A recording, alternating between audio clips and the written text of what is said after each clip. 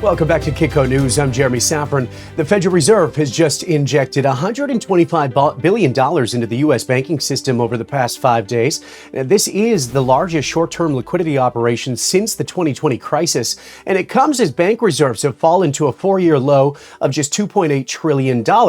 Yet, as the Fed is adding liquidity, the president's own Treasury Secretary Scott Bessent is on the record blaming the Fed for what he's calling a housing recession, arguing its rate policy is just too high. Now, on the economy, the data is up in the air again. The ADP report showed private jobs grew by 42,000, beating expectations.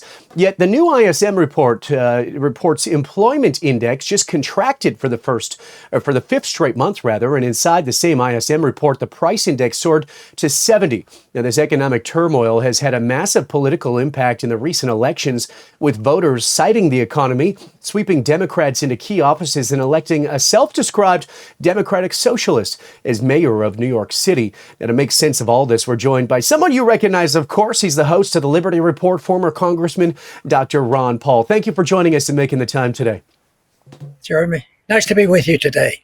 I want to talk to you a little bit about this core conflict at the Fed. I mean, we have the Treasury Secretary blaming the Fed for being too tight. We have the repo market, which just required, as I mentioned, that $125 billion injection, signaling that the system was way too tight. If the Fed is forced to add liquidity at the same time that ADP shows 42,000 new jobs, what does this do to their inflation fight?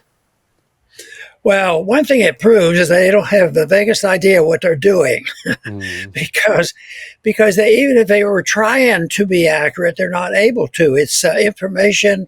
They're searching around to try to figure out what the interest rates ought to be.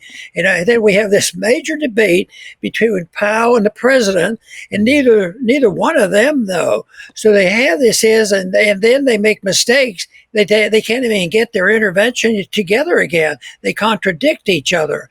So I've been trained by myself over the many, many years that I'm very skeptical of anything I hear from the government and from the Federal Reserve. And yet you can't ignore it because markets respond and they can't sort out which is right or wrong.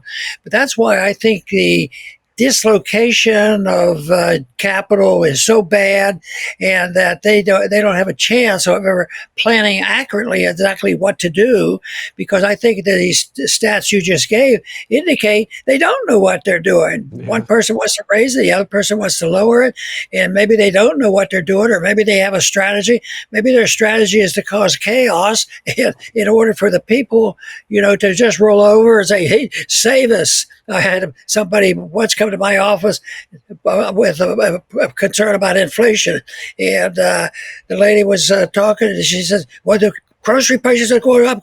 You do something about it." I said, "What do you want me to do?" And they say, "Send us more money. We can't afford it." I mean, it's really crazy, and I think that I think the stats that you just gave indicate that it is chaos and it's very fragile, and we should be on our toes for something very, very big to happen, in the stock market or wherever. Because I think of debt needing to be liquidated. It's too much debt. We can't pay the interest on that, and also the malinvestment.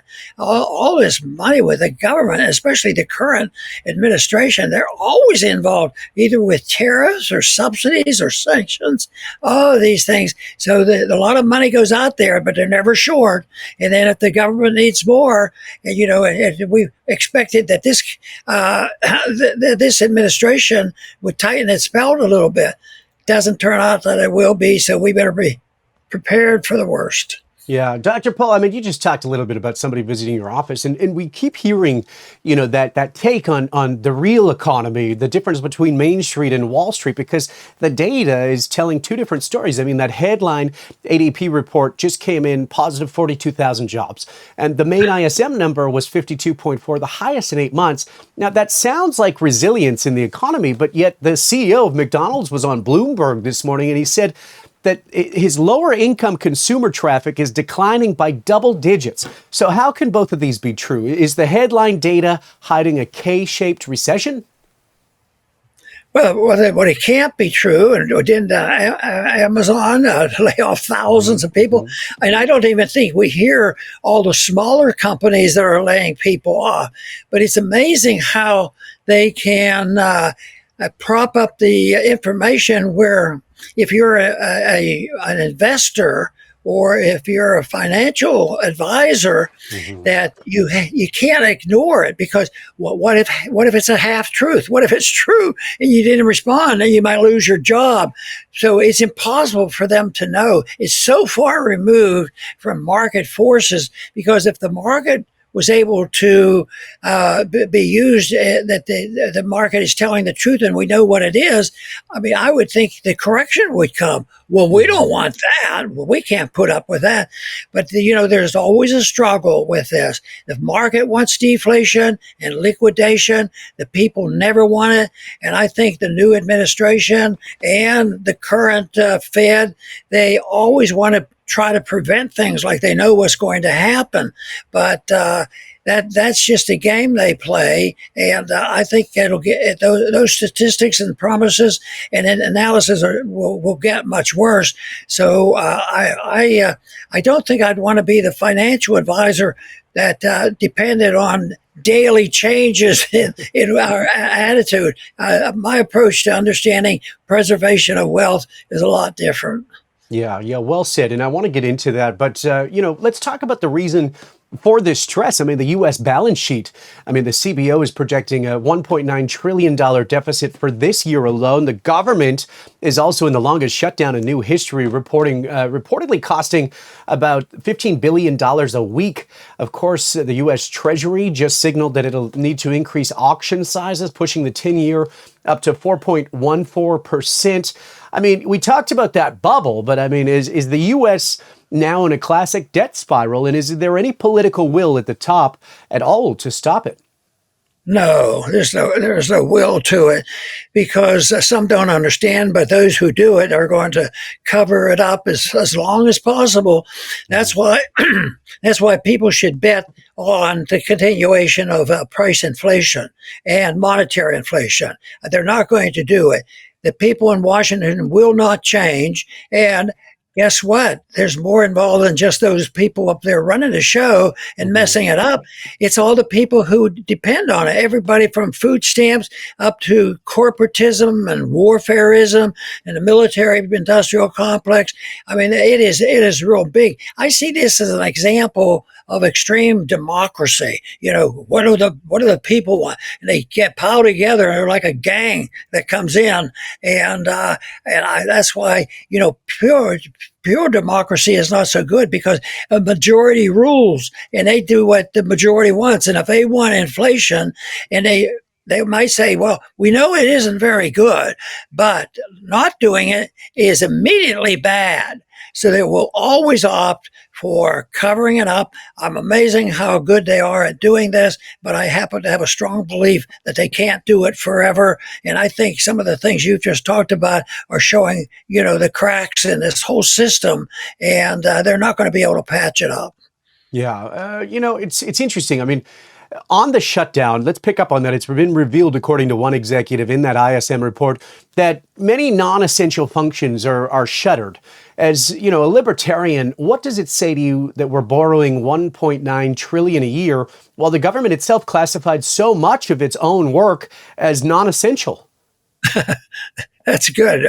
I would put that up to about 80% as being non essential. Yeah. So yeah, that's how the system works because the pain. I so often compare it to trying to treat a drug addict, and a drug addict is begging for another shot, another bit of drugs, and they feel better. But if they Mhm. don't take it, it's tremendous pain. And the only way they can maybe save their lives if they quit. And that's the dilemma the financial markets have because it will not be tolerated. I think if people say, well, Ron, if you were there and you were the Fed, you'd stop immediately monetizing the debt. Well, that would be the bell ringing for the revolution to become very violent. And just think about it. The violence is out there, and most of these incidents where we're seeing more and more anger and violence, I say this is the result of the country being totally bankrupt morally and financially. They won't admit the truth, and they just go on and on. And so, in a more subtle way, they get angry at somebody else. Somebody else caused it, and they do not go look to the real cause. It's bad economic policy, bad monetary policy, and people wanting something for nothing. It is this desire that the war machine. What a disappointment it has been for some of us who thought maybe they would spend quite so much money, but that keeps going up. And even when they close down the government, everything is accumulating. Sometimes they withhold reports for a week or so because they didn't want to do it before this. Then they report it, and then it's bigger than it was supposed to be. So I don't try to figure out exactly what they're trying to do, because I don't think they know what they're doing either. Yeah, and I mean, the political fallout from the economy is now bleeding into what you just called that extreme democracy, where frustration with inflation and inequality is driving voters towards candidates promising these sweeping government control. We just saw that in New York, where Zoran Mamdani is a self-described a democratic socialist. He won the mayor's race on a platform of rent freezes, city-run services. I think he even talked about a city-run grocery store. His victory reflects that growing belief that the system itself, from wages to housing, is obviously broken. I mean, when you see a surge of what's being called extreme democracy, voters demanding the state take over the market as a natural backlash to a broken monetary system that's destroyed faith in capitalism. Talk to me about this. Well, I'm very cautious about how to use the word capitalism and free markets. We don't have free markets, and we don't have free market capitalism, because we have crony capitalism, we have corporatism, and for somebody to move along and move a communist into a major position in this country is all by deceit, because they're running against, capitalism and freedom. And look at what it's given us. Well, unless you have intellectual leaders and the universities teaching, this is the reason it's happening. It's because they're doing this, and they're spending the money, and they're not telling people that it's very, very dangerous. So yes, you blame these leaders. The change in the mayor in New York City, yes, you have to blame it. But I blame the people, and I blame the people by being willing to bend over and believe anything. The far left and they control the media, and they control our universities. I think that's the basic deep flaw has been going on for 100 years, and that is the shift from true markets, with sound money. They've disappeared, but they didn't do it at one night. They've done it gradually, and they just have convinced the people, don't worry, we can always handle the debt. And and I think why there's so much concern right now, and rightfully so, is that people know this can't continue, can't do it. So even if you had 50 new members of Congress that believe the way we do, it won't change anything. It would change it if they say the right thing and vote and do the things, only the right things. Maybe people will get the message. But now we have 2 or 3 doing the right thing, voting the way Republicans said they would go, and they're the enemy. Who stand on their beliefs and what they said it would do, and that we're supposed to balance the budget. So that's where it is. I think it's a philosophical problem, and some people are so conditioned they're not even interested in listening to this, but they'll have an opportunity. But where I really worry about is the cultural Marxism and pure Marxism. Their goal is chaos, because they believe, and they write it, they've written this and taught it for a long time, and that is cause of the chaos, and then they rush in with more socialism and welfareism, communism, and that's what's happened, because people are frightened about the violence in the street. So, in New York is not the example of a wonderful free enterprise cities, and yet chaos breaks out. So what do? They they elect somebody that really believes in it, says there's not enough of that. That list of things they're going to do in New York. The only way I can help, can be a little bit hopeful, is people do finally wake up. And in some areas, they are waking up. Some of the people now, the numbers are growing, but we're not in a majority, saying, why are we sending and spending all that money in the Middle East and Ukraine? And now we have these millions and millions of dollars being spent on a pretense. Tomorrow, we might invade Venezuela. Well, nobody lies awake at night worrying about the Venezuelans invading our country. So it's just ridiculous. But I think it's an educational system, and I go back not only generally speaking, but precisely the monetary system. Yeah, I saw a tweet this morning. I saw a tweet this morning saying that this Zoran won because money is broken. I mean, is this election just about politics? Is it a kind of a symptom of a broken monetary and economic system that's pushed the populace to vote against the status quo? I mean, there is this contradiction. There's reports that are surfacing that his campaign was heavily funded by billionaire, PACs, including George Soros, the very class of people who he's running against. I mean, how do you explain this? Well, there's no good explanation for it, and yet the people go along because they see that they can get temporarily. If they just want one more shot, then they'll go for treatment and get weaned off the spending, and so that's the only option. That's why we have to be very prepared. But my preparation is to say, well, I need more bottled water or something like that type of preparation. We have to prepare it by changing people's attitudes. And to me, the biggest issue. I started in 1971. When Nixon closed the gold window, of being involved in economics and speaking out, and accidentally ended up in Congress. I don't know how that happened. And yet that to me is the biggest issue, because it's the lifeblood of a whole economy, and it involves personal liberty, the whole works, and it just multiplies our problems. But people, outside of that scheme, I think people are waking up. And the best example I can use recently is how the people woke up over COVID. Think how terrible that thing was. It was a simple solution, simple problem of how it happened. Government took over the practice of medicine and told everybody that they had to get an inoculation that was killing people. So that has to stop. And the people did wake up. They started rebelling, and people are much more cautious now about vaccine. And that's what more people need awaken. But time is running short, and we have to be aware of the fact that violence, I believe, is going to increase. Yeah, interesting. You and I have talked about what that looks like before. I mean, this whole internal debate within the U.S., I mean, it seems so divided. It's not really coming together here.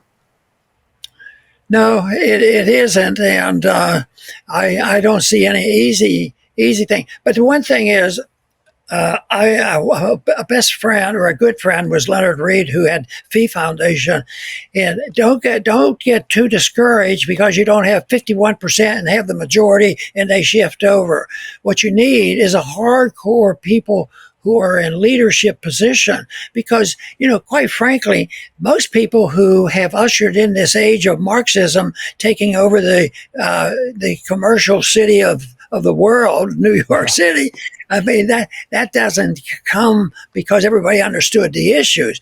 They did it because they went along. It was the leadership. It was the education. And that's where we're making progress. There are educational groups that will say what we have to do is we have to believe that there's changes that we can make. The young people would ask me, so what would you do? What should we do? I said that if you had to better people, no matter what you're doing, teaching or just conversation, you just have to accept the fact. Why don't you start by reading the Constitution? Everybody there takes the oath of office, but if you follow the Constitution, and if you're a congressman or a senator, expect trouble. You'll be ridiculed to no end, and the people they don't understand that they're leading the charge for a decent recovery. Yeah, of course, there's this major story on this theme developing in Washington at the time of taping. Now, it's important to say we don't have a decision yet, but the Supreme Court is hearing arguments on the president's use of the International Emergencies Economic Powers Act to impose tariffs. I mean, you know a thing or two about this. The core of the case is a constitutional question. The administration is arguing that the power to regulate importation includes the power to set tariffs. I mean, the challengers argue that the Constitution gives the power to tax exclusively to Congress and that the IEEPA law never explicitly mentioned tariffs at all. As someone who's served in Congress for decades, as you just mentioned, I mean, where do you see the constitutional line between the executive's emergency powers and Congress's specific power to tax? Well, my assumption would be if we had an opportunity that you'd practically ban most executive orders because the presidents, no matter Republican or Democrat, they were always taking away the responsibility of the Congress.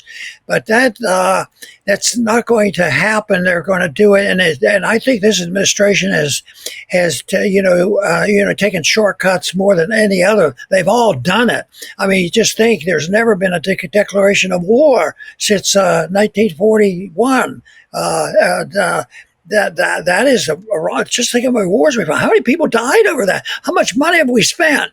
So just that one thing, and I brought when the government, our government was getting organized to go into the Middle East war back in the early part of this century. That I was on the Foreign Affairs Committee, and I offered an amendment to declare war. And I said, I'm not going to vote for it, but you guys are going to vote for this money. So you have to vote for the declaration of war. They became hysterical. And the chairman of the committee, knocked me down. They said, that part of the Constitution is anachronistic. We don't even follow that part anymore. That's where the problem is.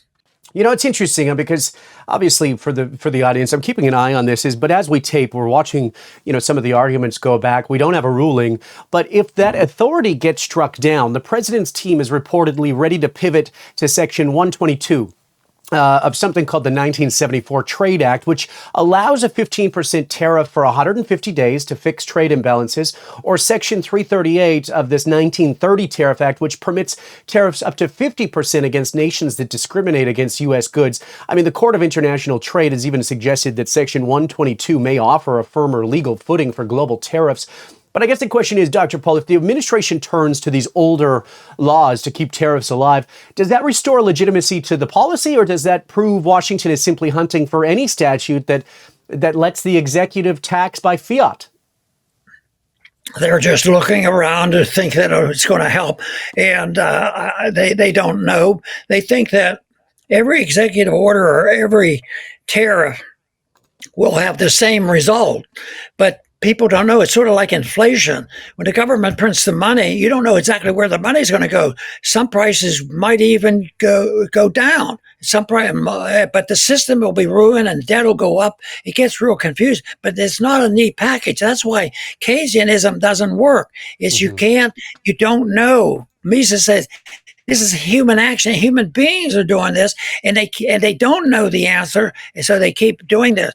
But this whole thing, on tariffs, I think it's a horror, and it's going to come apart. Even when it looks good, people say, "Well, things are good." Well, the elections just recently, it looks like a lot of people don't think things are going as well as they would. But the price will be paid. We will eventually have to pay, the debt one way or the other. The debt gets liquidated. Most of the likely it'll be liquidated by being paid off with funny money. Just print the money. Oh, we owe you $10 billion. Here it is. It's worth 10 cents. But they pay it off. That's what they're in the process of doing.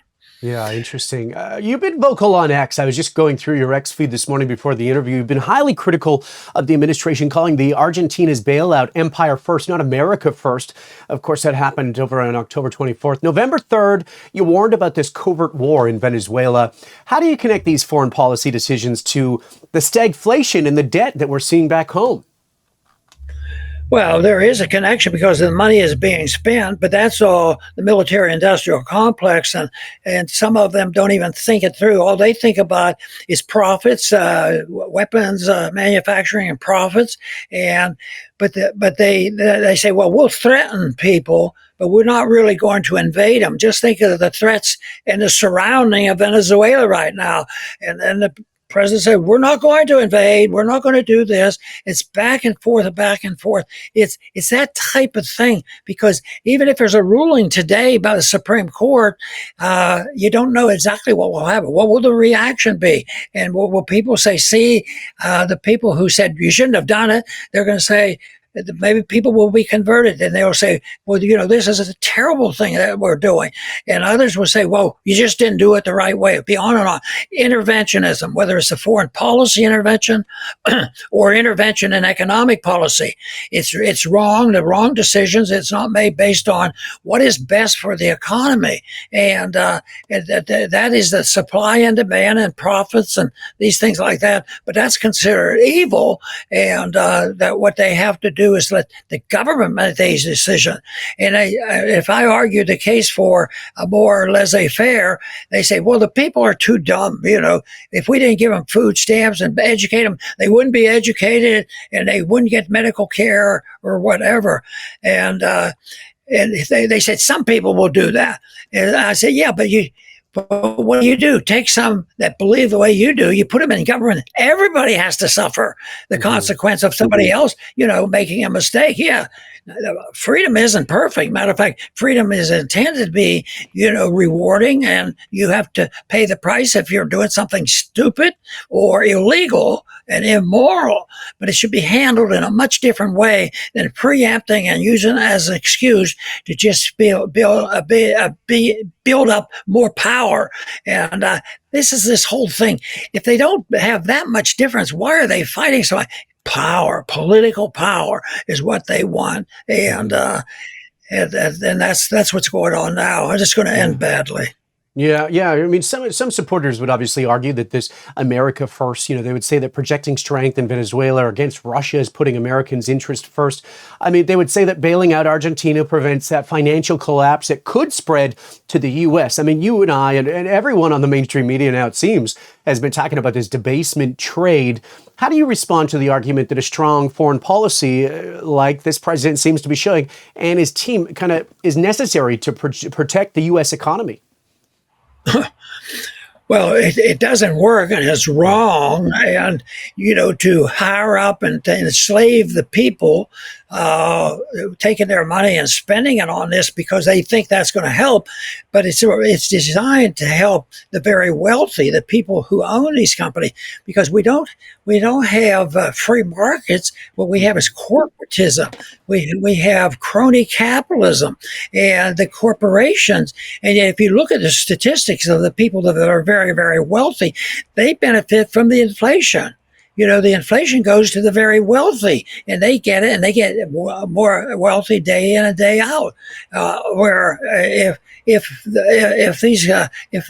you need more money and more wealth, you have to work and earn it in a free market. But they keep doing the same thing over again, and it's all based on the fact that there's too much intervention in our personal lives, our privacy, too much intervention in all economic activity, and too much intervention in us dictating to the world because we think we know how. And I'm sure there's a lot of people say they have good reason for doing this. We want to bring peace to the world. Yeah. Well, it hasn't worked before. All they have to do is look at the statistics. We didn't follow the Constitution since 1945, and millions of people, billions of dollars have been spent. And even now, just last week or so, we talked on the program about another $100 billion that will be spent. It just goes on, and that's why this can't last. Yeah. I mean, you've been warning for decades that inflation isn't an accident. It's a transfer of wealth from the working class to the political and financial elite. What we're seeing now, is that playing out in real time? I mean, where the very policies that are meant to stimulate the economy are entrenching a two-tiered system?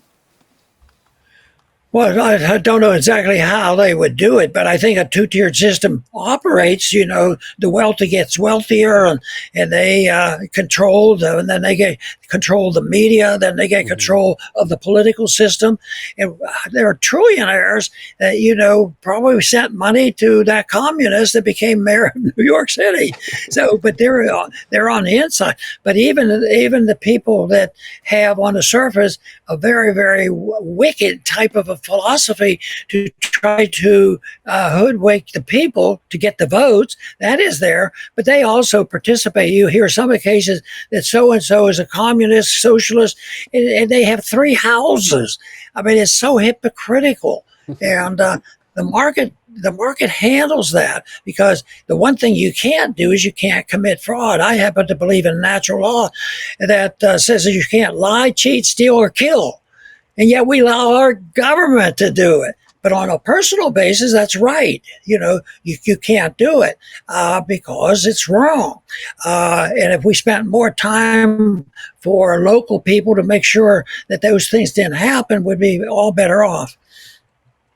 Yeah, and there's another twist to all of this. Of course, President Trump has long been a vocal admirer of gold. He's praised it as real money, has reportedly discussed ways to link U.S. reserves to Treasury policy. That stance sets him apart from most modern presidents who treated gold as a relic rather than a gauge of trust in the dollar.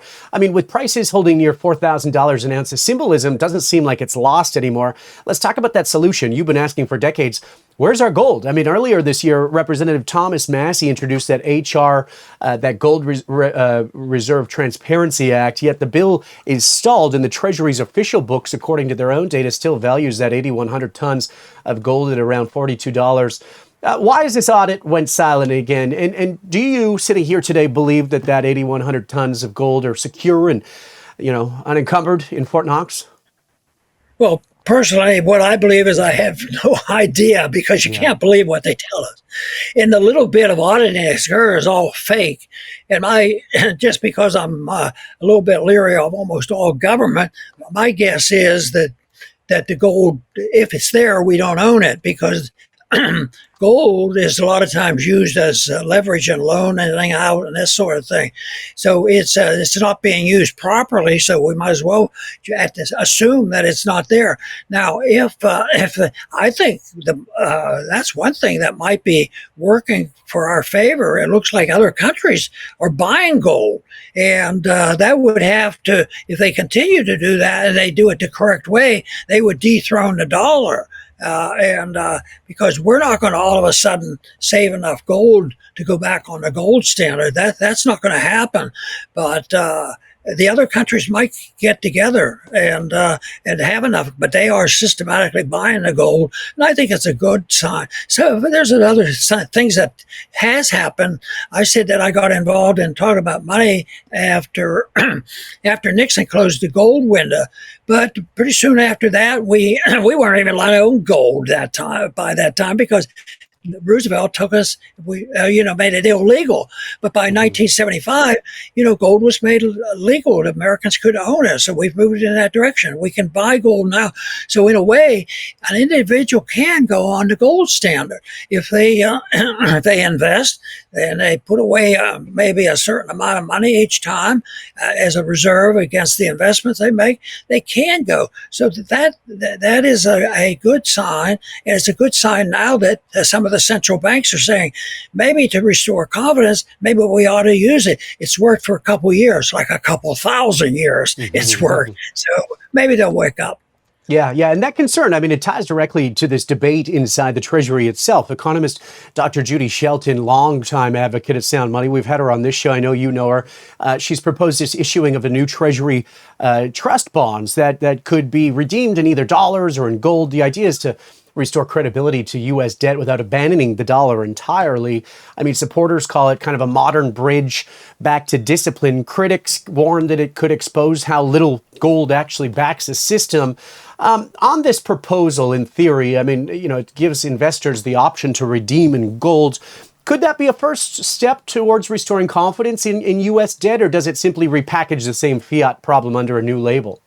It depends on how the final rules are made. I think that maybe the most practical way to gradually get into it is maybe issue bonds that were backed by gold, but to back the whole currency and all.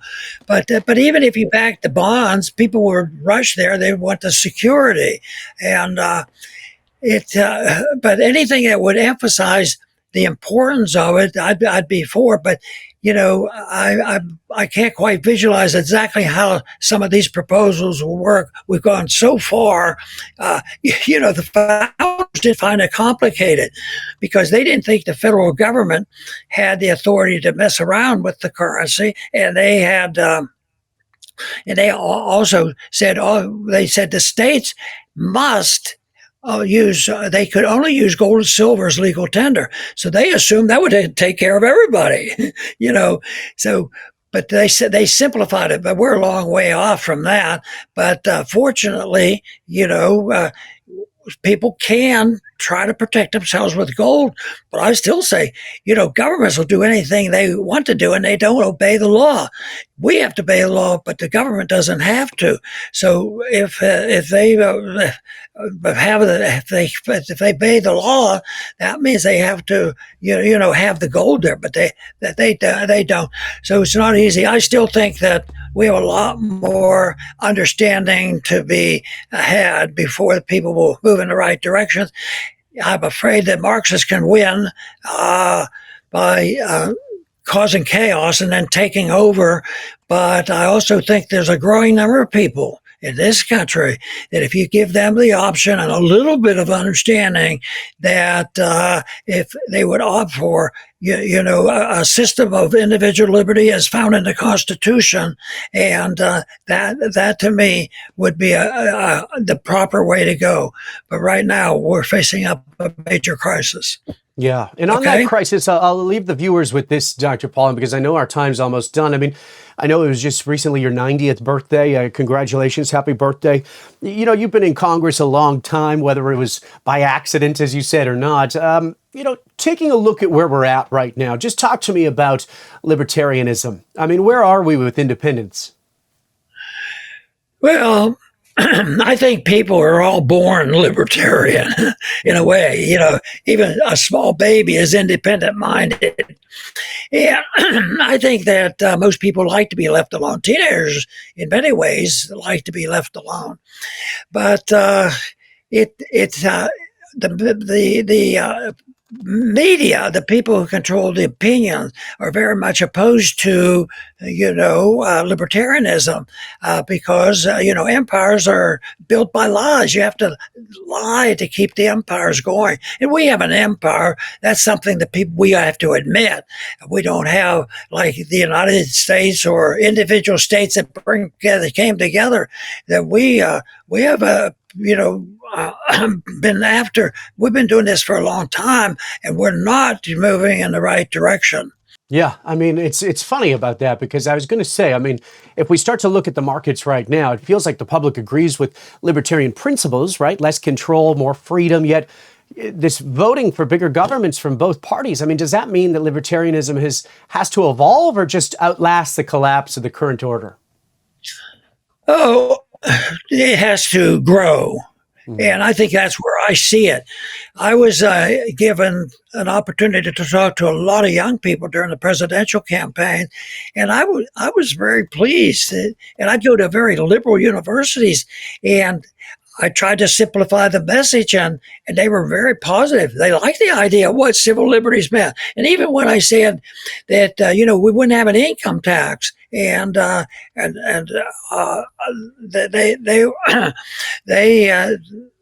they would applaud that, and they were very positive.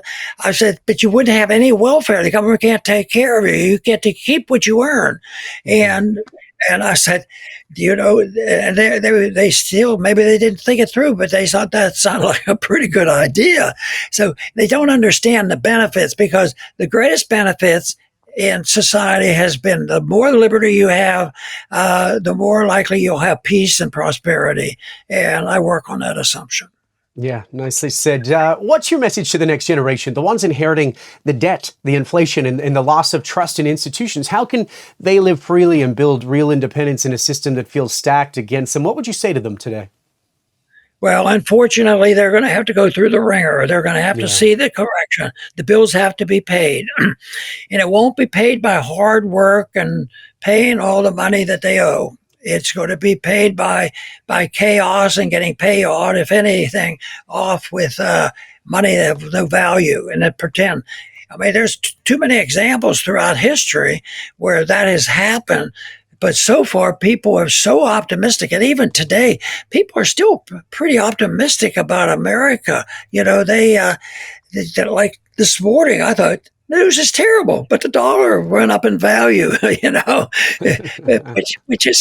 which it seems contradictory, but that's how strong the emotions are, and also the people who control the media.